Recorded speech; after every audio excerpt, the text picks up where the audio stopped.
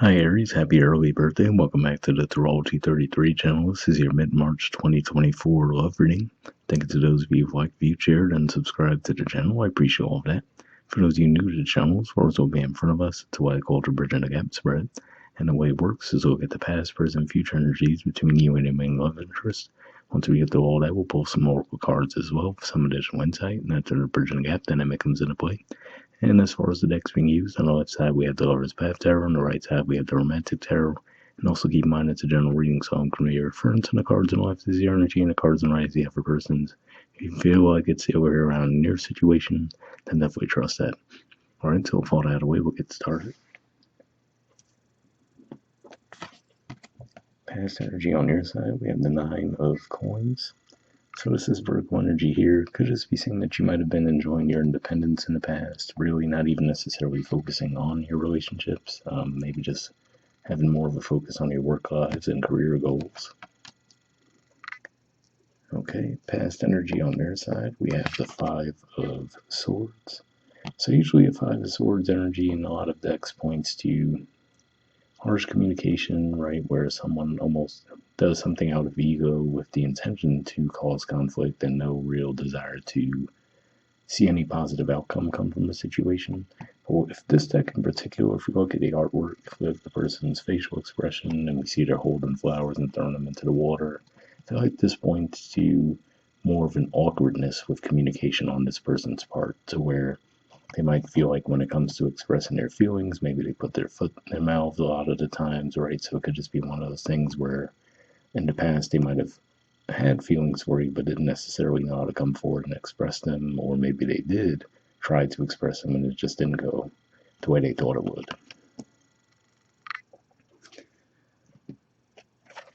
Okay, present energy on your side, we have the Prince of Staves. This is the equivalent of the Knight of Wands, which is actually a Sagittarius energy. So yeah, it could just be saying that maybe you guys are still just doing your own thing, more focused on adventure, right? A lot of movement. Feeling in your element on the one hand, but at the same time, again, I don't necessarily see you putting a lot of energy toward your romantic lives at this time.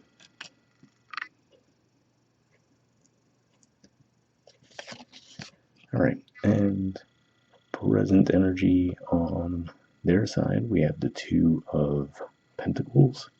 So this is Capricorn energy here, and really what I see with this artwork could just be saying that maybe the whole reason we see the awkwardness in communication in the past is they might have a rejection wound, right? So maybe when they were young with their first crush, let's say, they might have expressed their feelings to them and might have gotten rejected, right? And maybe that is still a wound that comes up for them from time to time. So for example, even though you might not be directly doing anything to make them feel that way, just by you being in your more independent energy right now, that might really seem to trigger their rejection wound from the past. All right. Future energy on your side, we have the Ten of Arrows. So this is actually Gemini energy here, and Ten of Arrows can point to endings for sure, but with the artwork in this deck, it always sticks out to me how we see the 9 arrows together, which makes me think of the Nine of Swords energy, right? Which is about losing sleep, anxiety, things along those lines. And then we see the 1 arrow pointed in the direction of the cards on that side. So it could just be one of those things where you might find yourself wondering, like, what's this person's deal, right? Because they might always be awkward around you. And eventually you might just come forward and ask them, like, hey, what's going on, just to see. Because you might not even necessarily know that they have romantic interest in you, but maybe in like a friendship way, you might reach out to them, like, what exactly is going on? It seems like things are a little off, right? Okay, and future energy on their side, we have the Star, which is the major arcana card for Aquarius, and the Page of Wands. So, yeah, it could just be one of those things where maybe seeing this too, given that Aquarius energy is your 11th house of friendships, could just be saying that maybe this is someone you've been friends with for a while, right? So, again, like I said, maybe it's just one of those things where the two of you just might have had a more casual friendship, and then maybe this person started to get feelings for you, but didn't necessarily know how to come forward and express them. And they might even come to that realization, because what sticks out to me with the star card energy is, well, for one, in general, we know the star card comes off after the tower, right? So usually that star card energy points to you emerging from a difficult time in your lives. And then seeing this deck in particular with the two shadows, to me says that they might come to that awareness that, for whatever reason you triggered their shadow, right, as far as an unhealed wound that they might have had around rejection. Now it looks like they're ready to move past that and actually come forward and express their feelings to you.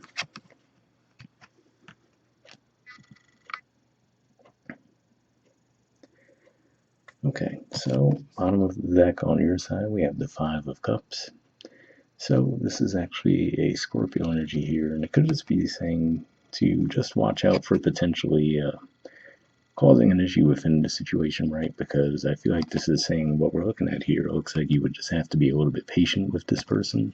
And so even though in this particular deck, the Ten of Arrows doesn't necessarily point to the painful ending in the same way it does in a lot of other decks, this could just be saying that maybe unintentionally, if you come forward to them with communication and it seems a little harsh, right? Again, I don't feel like you mean for it to be harsh, but if there's still a little bit of rawness around your wound, right, it could just be one of those things that could backfire.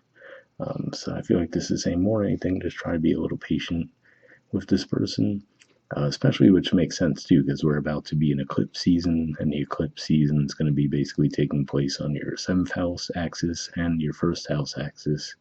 And then on top of that, there's going to be Mercury retrograde in your sign in April. So definitely could lead to some miscommunications around that area, right? And bottom of the deck, on their side, we have the Magician. So yeah, again, interestingly enough, we see the shadow again in the background, right? So yeah, like I said, it looks like they're overcoming that issue. Right here, we see them pulling the sword out, which the sword represents communication, right? So I feel like this is saying that they're finally overcoming their issues that they were having around communication. And interestingly enough, beneath that, we do see the Emperor. So yeah, it looks like they're gaining a lot of confidence in themselves and their ability to communicate. All right, so we'll move on to the Oracle cards and see what we get. First, we'll see what we get from messages. I love Oracle card deck here. I'm just going to pull a single card from this deck.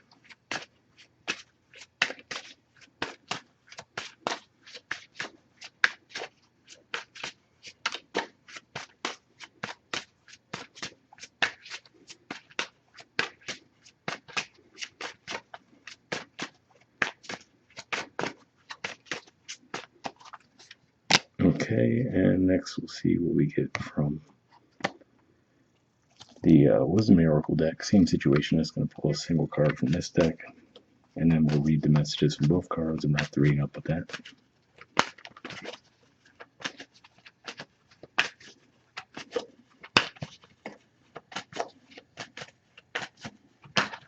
Got one there. Okay, so from the messages of love, we have trust. Let's see if we get that to focus. There we go. It says it is safe to trust in this situation. So yeah, I could see that actually playing out as a positive for both sides, right? Because like I said, on your end, you might start to get to the point where like, okay, this person's acting kind of weird. What's the deal, right? And like I said, I feel like you totally wouldn't mean to come across as harsh, but because if they're already a little nervous, right, and they feel that rejection wound, and you're coming forward to them like, hey, what's the deal? That's probably wouldn't make them feel comfortable coming out and say, hey, I have feelings for you, right? So I feel like it's saying that you might just have to be a little patient with them in that regard. And then for those of you who resonate with the energy on this side, right, then yeah, it's one of those things where it's saying, hey, you could trust that if you come forward and just be authentic, that it would work out well, right? And from the Wisdom Oracle, we have Between Worlds. There's the artwork, and the number is 3. Let's see what that has to say.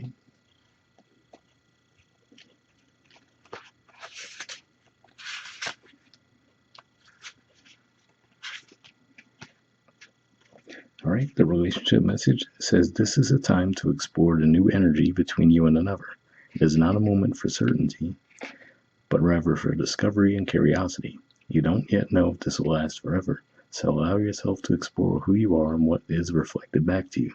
This relationship is meant to educate you about yourself. What do you need? What do you like or dislike? What values are important to you? You are in a critical phase of your relationship that is not to be dismissed or hurried. So yeah, definitely a supportive message there too as far as the overall spread. And yeah, so like I said, it just seems like for those of you who resonate more with this energy, you just need to be a little bit more patient with this person. And then, like we said, for those of you who resonate more with this side, I feel like it's saying just have a little bit more trust and faith that once you overcome that wound and do come forward with communication, it can work out well. All right. So once again, happy early birthday. We'll wrap up there, and I'll see you all next month. All right. Bye.